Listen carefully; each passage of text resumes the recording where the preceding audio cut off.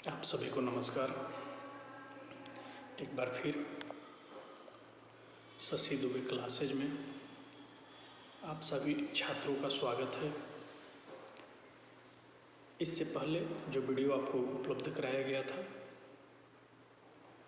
Loudly reading के बारे में हम लोग डिस्कस किए थे, उसके मेथड्स के बारे में डिस्कस किए थे, कौन कौन से मेथड हमको पढ़ना है सिलेबस में, उसके बारे में कंप्लीट आपको डिस्कस कर दिया गया था कि रीडिंग स्किल के मेथड अलग से डिस्कस किए गए थे और लाउड रीडिंग का मेथड अलग से डिस्कस किए गए थे, जिसमें हम लोग को जो पढ़ना था तीन मेथड के बारे में। लेकिन आपको जो डिस्कस किया गया है वो अप्रॉक्स 8 से 10 मेथड के बारे में डिस्कस किया गया है। इसमें जो इम्पोर्टेंट मेथड हम लोग को पढ़ना था, अल्फ़ाबेटिकल मेथड, वर्ड मेथड और सेंटेंस मेथड, इतने के बारे में हम लोगों ने डिस्कस। इसमें जो आपको हम लोगों ने डिस्कस किया था, phonic and phonetic method, phonic and phonetic method, सस्वरोच्चार ध्वनि, देखो और कहो विधि, look and say method, alphabet method, अक्षर बोध विधि, उसके बाद इमिटेशन मेथड, अनुकरण विधि, या इसको हम लोग एडॉप्टेशन मेथड के नाम से भी जानते हैं। उसके बाद एसोसिएट मेथड, सहचर्य विधि, वाक्य शिक्षण विधि, सेंटेंस मेथड, स्टोरी मेथड और वाक्य विधि, सेंटेंस या अक्षर वर्ड मेथड, इतने के बारे में हम लोग पिछले वीडियो में डिस्कस कर चुके हैं। आज के इस वीडियो में जो हम लोग का एक टॉपिक है, सस्वर वाचन के भेद के बारे में हम लोग डिस्कस करेंगे कि सस्वर वाचन के भेद कितने प्रकार से होते हैं। तो इसके आप गुण के आधार पर इसका अगर क्लासिफिकेशन अर्थात वर्गीकरण करते हैं तो छात्रों द्वारा आदर्श वाचन और छात्रों द्वारा अनुकरण वाचन, इमिटेशन रीडिंग और आइडियल रीडिंग, इसके दो मुख्य भेद हैं।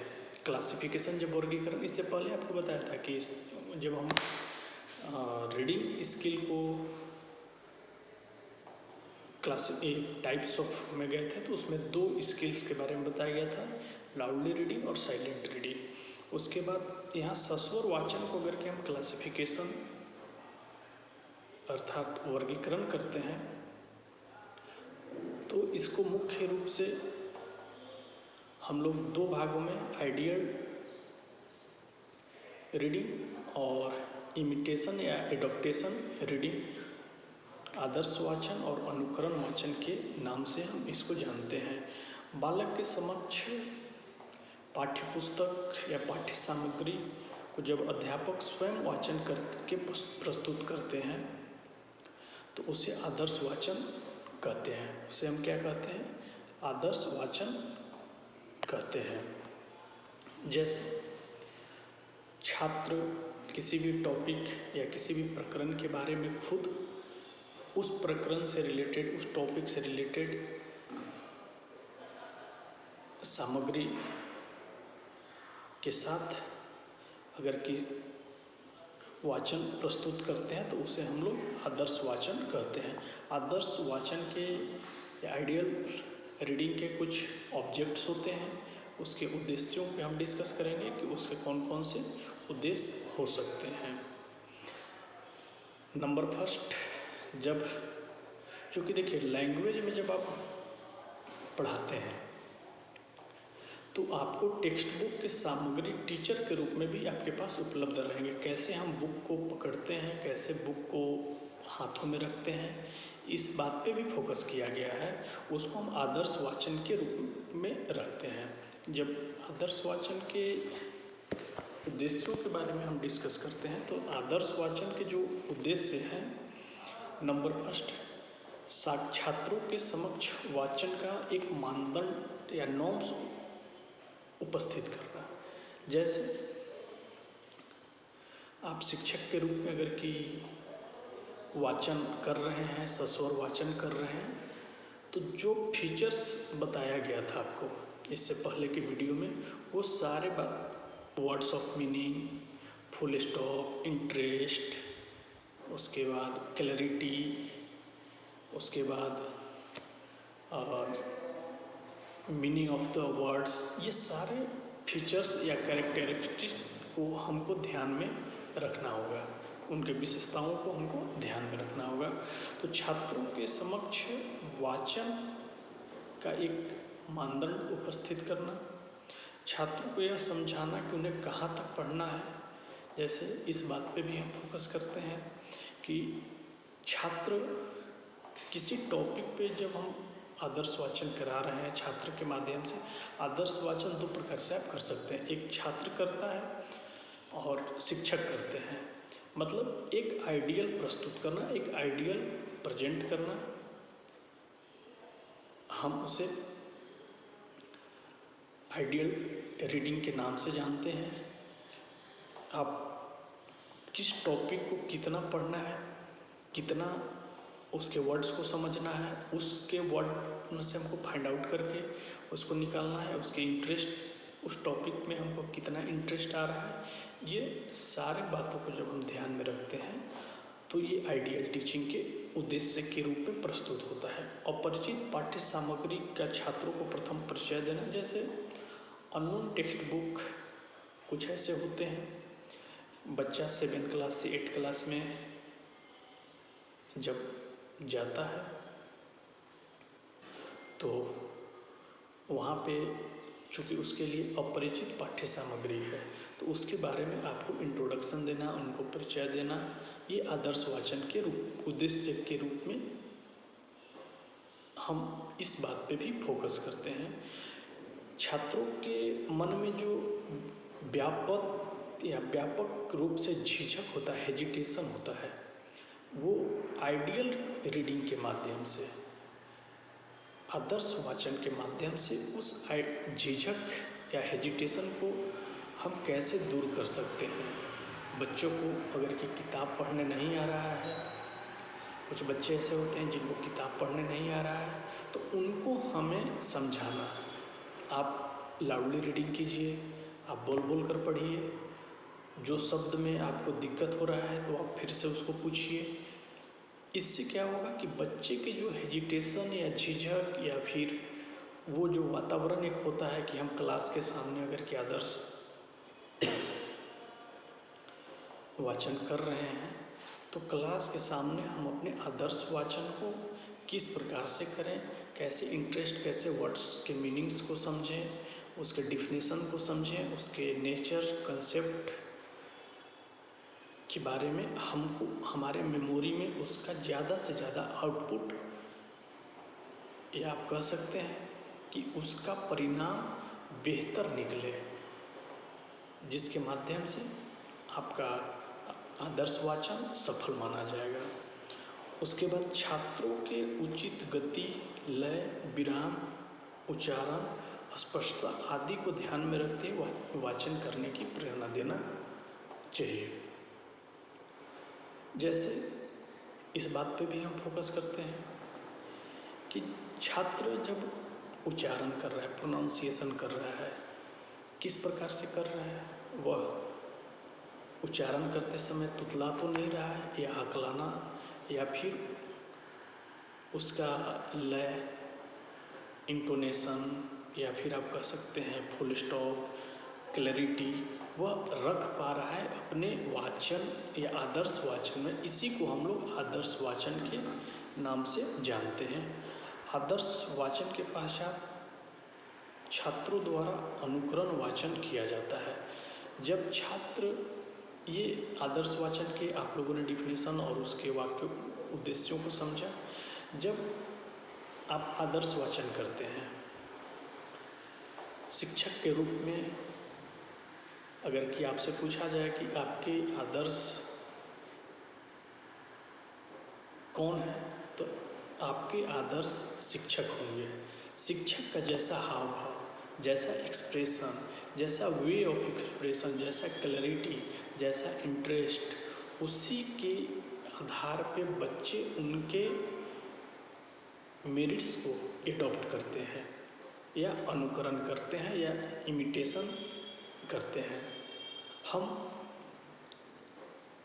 अच्छे बातों का अनुकरण करते हैं, जब भी हम करते हैं तो अच्छे बातों का हम अनुकरण करते हैं। ऐसा ये नहीं करते हैं कि हम गलत उच्चारण या प्रोनाउंसिएशन जो हो रहा है गलत अगर कि उच्चारण हो रहा है तो उसका हम प्रोनाउंसिएशन या उच्चारण करते हैं।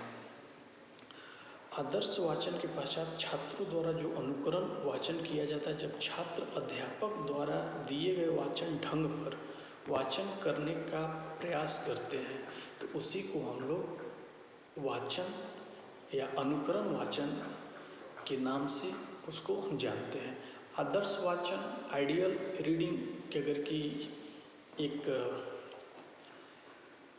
शाब्दिक अर्थ यह समझा जाए तो हम ये समझ सकते हैं कि आपको टीचिंग लर्निंग प्रोसेस में, शिक्षण अधिगम प्रक्रिया में जो टीचर आपको बताते हैं आप उसी के रास्ते पर चल के उनका अनुकरण करते हैं। अनुकरण के माध्यम से आप अपने लक्ष्य को प्राप्त करने का कोशिश करते हैं, तो उसी को हम लोग अनुकरण वाचन के नाम से या एडॉप्टेशन रीडिंग या इमिटेशन रीडिंग के नाम से जानते हैं।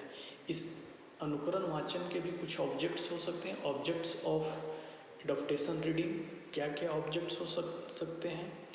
शिक्षक द्वारा किए गए आदर्श वाचन का अनुसरण करना। अब जैसे इसके उद्देश्यों को हम जब बात करते हैं तो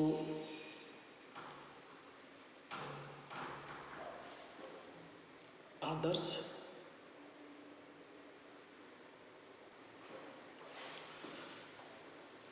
शिक्षक द्वारा किए गए आदर्श वाचन का हम सभी छात्र उन्हीं के आदर्शों या आदर्श वाचन का हम क्या करते हैं? अनुसरण करते हैं, एडॉप्टेशन करते हैं। उच्चारण को शुद्ध बनाना, जो भी हम प्रोनाउंसिएशन करते हैं वो कैसे उच्चारण शुद्ध हो, इस बात पे भी हम फोकस करते हैं। पाठ के भाव के अनुसार वाचन करने की क्षमता प्राप्त करना। देखिए, जब भी आप भाषा से संबंधित वाचन करते हैं तो जो भी वाचन करने का भाव उस पाठ्यक्रम में निकल रहा है, उस भाव को हम कैसे क्लास में या अपने अंदर भावों को उत्पन्न कर सके, इस बात पे भी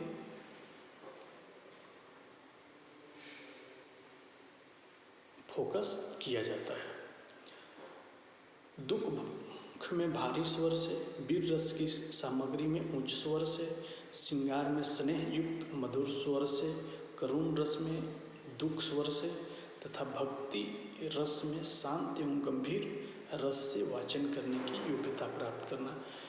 जिस तरह का रस है, जिस तरह का पाठ्यक्रम का भाव है या जिस तरह से कविता का भाव उत्पन्न हो रहा है, उसमें उस भाव से आपको वाचन करना, वो भी आदर्श वाचन के माध्यम से अनुसरण करने को ही हम अनुकरण वाचन के उद्देश्य समझते हैं। उसके बाद वाचन गति में प्रवाह का ध्यान रखना। जब भी हम वाचन कर रहे हैं, जब भी हम पढ़ रहे हैं, जब भी रीड कर रहे हैं तो एक गति को हम बना के रखेंगे, एक चैनल को हम बना के रखेंगे। ऐसा नहीं जिसको हम कह सकते हैं सिस्टमेटिक चैनल। ऐसा नहीं कि हम आज पढ़ रहे हैं कुछ दिन बाद नहीं पढ़ेंगे। हम जब भी जो टॉपिक पढ़ रहे हैं तो ऐसी मानसिकता अपने अंदर भाव उत्पन्न करना चाहिए कि इस टॉपिक को पढ़ के और अच्छे प्रकार से जो भी हमारा गति है, जो भी हमारा प्रवाह है, उसको ध्यान में हम रख के ही बातों को या अनुसरण करते हुए ध्यान में रखते हैं। उसके बाद वाचन करते समय अर्थ ग्रहण की योग्यता का विकास करना। जैसे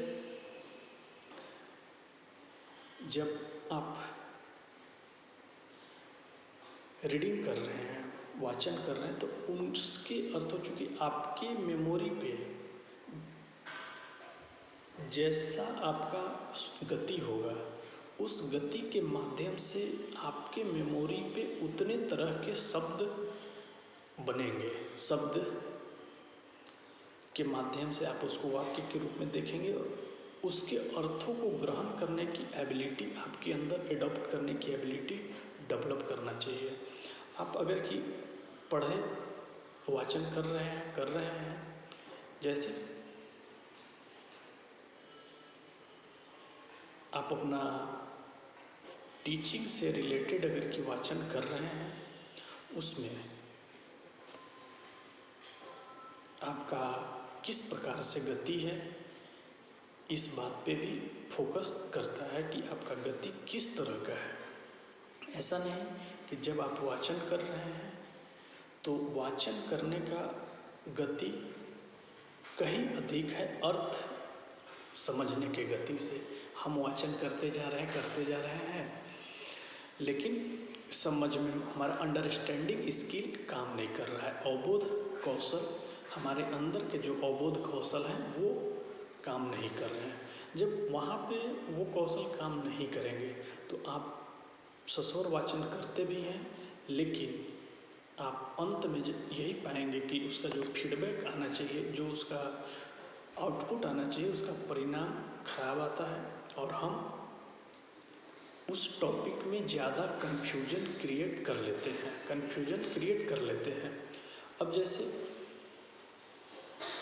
रीडिंग स्किल को अगर कि आप देखेंगे तो पुनः हम दो भाग में इसको रीडिंग स्किल नहीं, लाउडली रीडिंग को दो भाग में बांट सकते हैं। टाइप्स ऑफ लाउडली रीडिंग, मतलब सस्वर वाचन को कितने भागों में हम बांट सकते हैं। तो दो भागों में इसको बांट सकते हैं, व्यक्तिगत वाचन और सामूहिक वाचन, इंडिविजुअल रीडिंग और ग्रुप रीडिंग। जैसे अगर कि आप प्राइमरी लेवल की जब बात करते हैं तो प्राइमरी जैसे एजुकेशन सिस्टम को थोड़ा सा आप समझ लीजिएगा। प्ले स्कूल या यूकेजी, नर्सरी आजकल जो आपके एजुकेशन सिस्टम में चल रहे हैं, उसके बाद primary, upper primary, secondary, higher secondary के बाद यूजी, पीजी या हायर एजुकेशन हम करते हैं। इंडिविजुअल रीडिंग का जब बात आती है, व्यक्तिगत वाचन, तो व्यक्तिगत वाचन का सबसे अधिक उपयोग कब किया जाता है? तो व्यक्तिगत वाचन का सबसे अधिक उपयोग माध्यमिक कक्षाओं में जब बच्चे आदर्श वाचन, अनुसरण या अनुकरण वाचन करना सीख जाते हैं। आप प्राथमिक या प्राइमरी लेवल पे बच्चों से यह अपेक्षा नहीं कर सकते हैं कि वह व्यक्तिगत वाचन करें। माध्यमिक कक्षाओं में वाचन प्रायः व्यक्तिगत ढंग से होती है। व्यक्तिगत वाचन द्वारा छात्र वाचन का अभ्यास अच्छी तरह से करता है और शिक्षक को भी वाचन की त्रुटियों को दूर करने में सहायता मिलती है। वाचन दोषों का निदान सरलता से हो जाता है और उपचारात्मक शिक्षण के लिए व्यक्तिगत ध्यान देने में शिक्षक को सरलता होती है। जैसे इंडिविजुअल अगर कि आप कर रहे हैं रीडिंग, अब इंडिविजुअल रीडिंग कर रहे हैं तो उसका तरीका कुछ भी हो सकता है। लाउडली रीडिंग, सस्वर वाचन या साइलेंट रीडिंग। साइलेंट रीडिंग में हम आपके कमियों या त्रुटियों को सुधार नहीं सकते हैं अध्यापक, लेकिन जब अगर कि आप व्यक्तिगत रूप से लाउडली रीडिंग करते हैं तो जो भी आप में कमी होगा, जैसे किसी शब्द का प्रोनाउंसिएशन अर्थात उच्चारण, गलत करना, आपका लय ठीक नहीं बन पा रहा है, आपका रस के अनुसार भाव उत्पन्न नहीं हो पा रहे हैं। तो ये सब त्रुटियों को हम व्यक्तिगत रूपों से इस दोषों को दूर कर लेते हैं। व्यक्तिगत रूपों से क्या करते हैं कि इस दोष को दूर कर लेते हैं। और जब दूर करने की बात आती है, अगर कि यही चीज़ आप ग्रुप में करेंगे, इसका भी हम एग्जाम्पल आगे लेंगे, ग्रुप रीडिंग करेंगे, तो वहाँ व्यक्तिगत कमियों को दूर करने में शिक्षकों को या अध्यापकों को समस्या होती है। सारे बच्चे इंडिविजुअल डिफरेंसेज या व्यक्तिगत विभिन्नता के कारण उनका गुण, उनका गलत त्रुटि करने का प्रकार अलग अलग होगा। सामूहिक रूप से हम वहाँ पे उनके दोषों को सुधार नहीं सकते हैं, लेकिन व्यक्तिगत वाचन में हम सुधार सकते हैं। प्रारंभिक कक्षाओं में शब्दों का उच्चारण अभ्यास कराने में हम सामूहिक वाचन, ये देखिए आपका इंडिविजुअल रीडिंग हो गया। इंडिविजुअल रीडिंग हायर एजुकेशन में आप जैसे जैसे आगे बढ़ते हैं वैसे वैसे इंडिविजुअल रीडिंग आप में और डेवलप होने लगती है और आपके अंदर अंडरस्टैंडिंग स्किल, अवबोध कौशल का निर्माण, शब्दों को शब्दों से मिलाना, वाक्यों को वाक्यों से मिलाना और उसके अर्थों को समझना, ये इंडिविजुअल रीडिंग के बेनिफिट्स हैं, इसके मेरिट्स हैं। और आप हायर एजुकेशन में सामूहिक वाचन नहीं कर सकते। हाँ, कथा वाचन या कोई पाठ हो रहा है, कोई पूजा हो रहा है, तो वहाँ आप सामूहिक वाचन करते हैं। लेकिन अगर कि सस्वर वाचन, ये व्यक्तिगत वाचन को हम प्राइमरी लेवल से ही डेवलप करने का कोशिश करें तो यह संभव नहीं है। हम कमियों को दूर नहीं कर सकते हैं। लेकिन सामूहिक वाचन में, इंडिविजुअल रीडिंग में आप जब लाउडली रीडिंग करते हैं तो आपके डिमेरिट्स को दूर कर दिया जाता है। लेकिन जब हम ग्रुप रीडिंग करते हैं, सामूहिक वाचन करते हैं, समूह में करते हैं, और प्रायः छोटे बच्चे समूह में ही उनको उच्चारण का अभ्यास करने के लिए समूह या कुछ ग्रुप को बना के उसका आश्रय लेना पड़ता है। सामूहिक वाचन कराने का एक जो अत्यंत महत्वपूर्ण लाभ यह भी है कि जो संकोचित छात्र सबके साथ पढ़ते पढ़ते अपनी झिझक को दूर कर लेते हैं। जैसे जिस छात्र का प्रोनाउंसिएशन या उच्चारण ठीक नहीं है, स्थानीय भाषा का प्रभाव अधिक है, तो जब उनको सामूहिक वाचन कराया जाता है तो सामूहिक वाचन में कुछ बच्चे बोलते हैं और पीछे पीछे जो बच्चे उसमें वो आगे निकल जाते हैं। मतलब सामूहिक वाचन में उनका हेजिटेशन या उनका उच्चारण करने का तरीका, और जो छोटे बच्चे होते हैं वो गलती भी जो करते हैं आप देखेंगे प्रायः एक जैसा करेंगे। तो उनको जब हम शिक्षक के रूप में मार्गदर्शन देते हैं या उनको जब हम समझाते हैं तो वे अपने कॉन्फिडेंस लेवल में आ जाते हैं और धीरे धीरे उनका प्रोनाउंसिएशन या शब्दों को पहचानना, शब्दों को आपस में वाक्यों में मिलाना, ये उनका धीरे धीरे मेमोरी पे बातें उभर कर सामने आने लगती है। और उनके अंदर जो हेजिटेशन होता है, जो उनके अंदर हेजिटेशन होता है वो धीरे धीरे आगे चल के दूर होने लगता है। जो स्वर, जैसे अब आप ग्रुप रीडिंग करा रहे हैं, कुछ बच्चे का स्वर अच्छा होता है, कुछ बच्चे का स्वर ठीक नहीं होता है, तो उनमें आत्मविश्वास की कमी आने लगती है। और जब वो सामूहिक वाचन करते हैं, जब सामूहिक वाचन करते हैं तो ये कमियां धीरे धीरे उनमें दूर होने लगती है। सामूहिक वाचन लगभग आप 10 से 12 साल या 13 साल तक के बच्चों को भी करा सकते हैं। छात्रों की संख्या बहुत अधिक ना हो जिससे अनुशासन की समस्या खड़ा हो जाए। और सस्वर वाचन के भेदों को तो पहले भी स्पष्ट किया गया है। आदर्श वाचन और अनुकरण वाचन। आदर्श वाचन आइडियल रीडिंग टीचर के द्वारा और एडॉप्टेशन रीडिंग छात्रों के या विद्यार्थियों के द्वारा। यह दो प्रकार से होगा, इंडिविजुअल रीडिंग और ग्रुप रीडिंग। इंडिविजुअल रीडिंग भी बता दिया गया आपको कि जो हायर एजुकेशन में होते हैं, माध्यमिक स्तर के कक्षाओं में हम इसका प्रयोग करते हैं। सामूहिक प्राइमरी या अपर प्राइमरी लेवल की कक्षाओं में ज़्यादा प्रयोग करते हैं।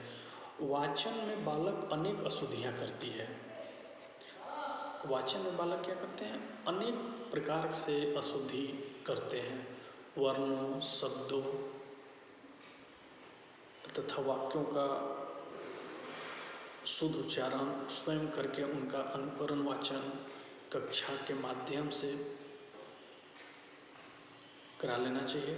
आदर्श पाठ में ध्वनि का आरोह अवरोह।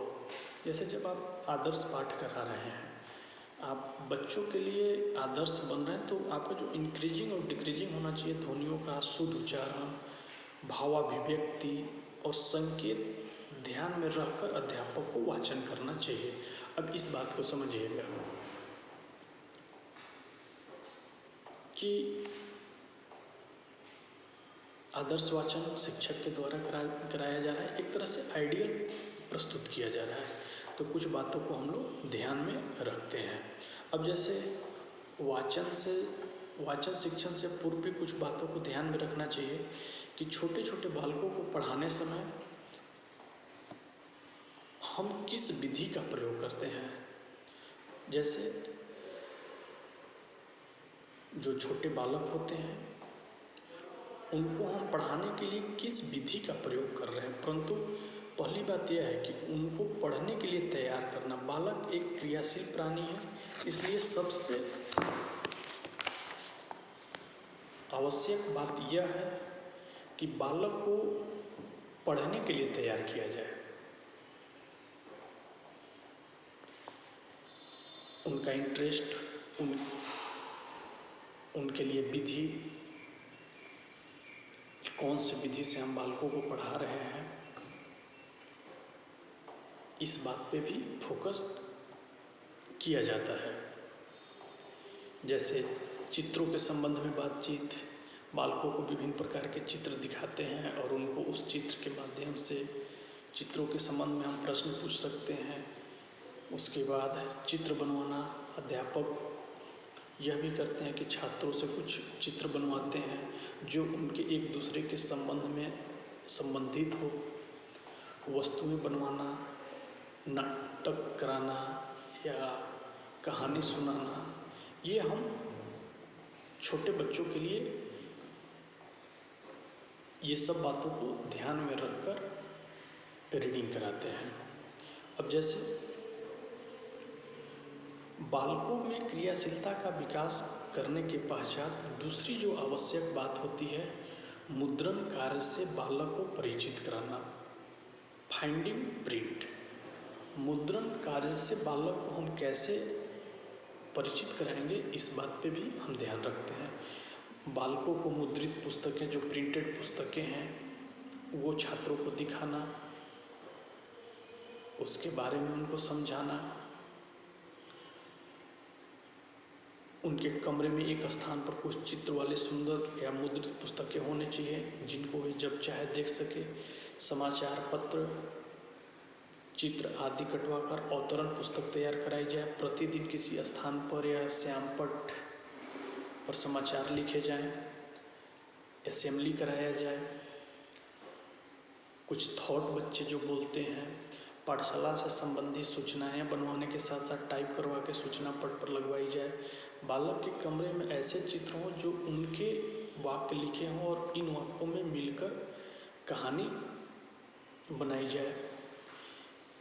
इन सब कार्यों के माध्यम से हम बालक को फाइंडिंग प्रिंट के बारे में जानकारी देते हैं। उसके बाद ग्रुप रीडिंग को थोड़ा सा हम लोग और डिस्कस करेंगे जब भिन्न भिन्न विधियों द्वारा बालकों ने पढ़ना सीख लिया हो तब एक बात रह जाती है, वह है पढ़ने का अभ्यास।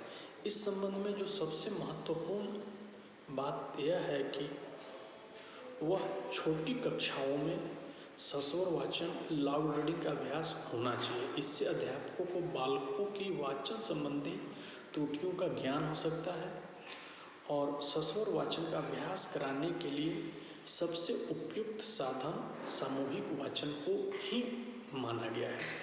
छोटे बालक अगर कि टेबल नहीं आ रहा है, हम क्या करते हैं, ग्रुप में उनको टेबल सिखाते हैं। बच्चे में प्रतियोगिता की भावना विकसित होती है, जिससे कि वो बच्चा अगर कि सीख रहा है तो हम भी उसमें सीखें।